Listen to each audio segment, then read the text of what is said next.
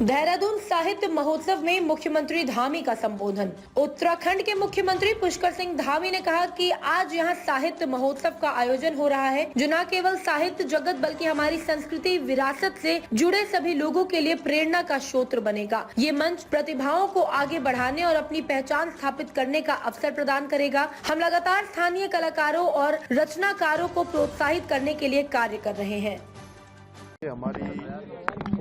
हमारा देवभूमि उत्तराखंड इस साहित्य का, संस्कृति का एक बहुत ऊर्जा भूमि है, उर्वरा भूमि है।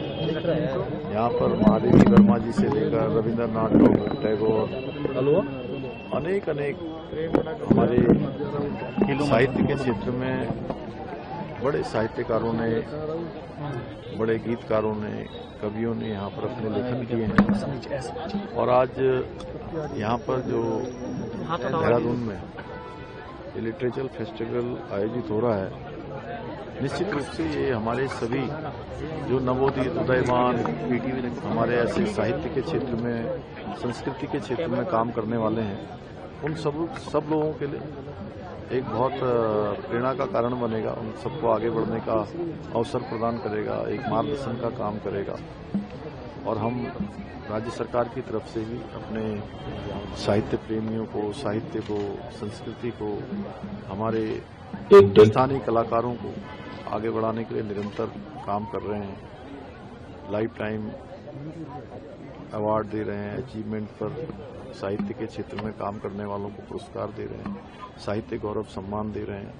और लगातार हम साल में कई सारे हमारे साहित्य के क्षेत्र में काम करने वाले लोगों के साथ बैठकें भी करते हैं, उनके साथ समीक्षा भी करते हैं। उनके जो सुझाव होते हैं उनको हम राज्य सरकार के कामों में भी ला रहे हैं।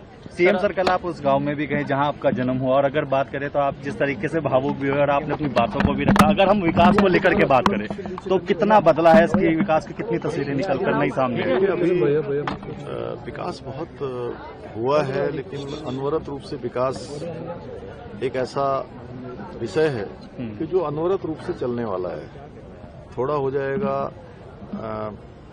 तो बहुत हो जाएगा, ऐसा नहीं है। बहुत हो जाएगा, बहुत हो गया, ऐसा नहीं है। ये अनवरत रूप से चलने वाला है। लेकिन मैं जिस गांव में पैदा हुआ, ऐसे उत्तराखंड के हमारे हजारों गांव हैं जो सीमांत क्षेत्र में भी हैं, जहां पर प्रकृति का अनुपम उपहार उन गांवों के लिए है। बहुत सारी संभावनाएं उन गांवों में हैं। बागवानी के क्षेत्र में है, हमारे फल उत्पादन के क्षेत्र में है, कृषि एग्री टूरिज्म के क्षेत्र में है। तो उन सभी पर हम लोग काम करेंगे। कुछ गांव हमने मॉडल गांव के रूप में बनाए हैं, जैसे चमोली जनपद का भराड़ीसैंण हमारी ग्रीष्मकालीन राजधानी के पास का गांव सारकोट गांव आज वो एक मॉडल बनता जा रहा है।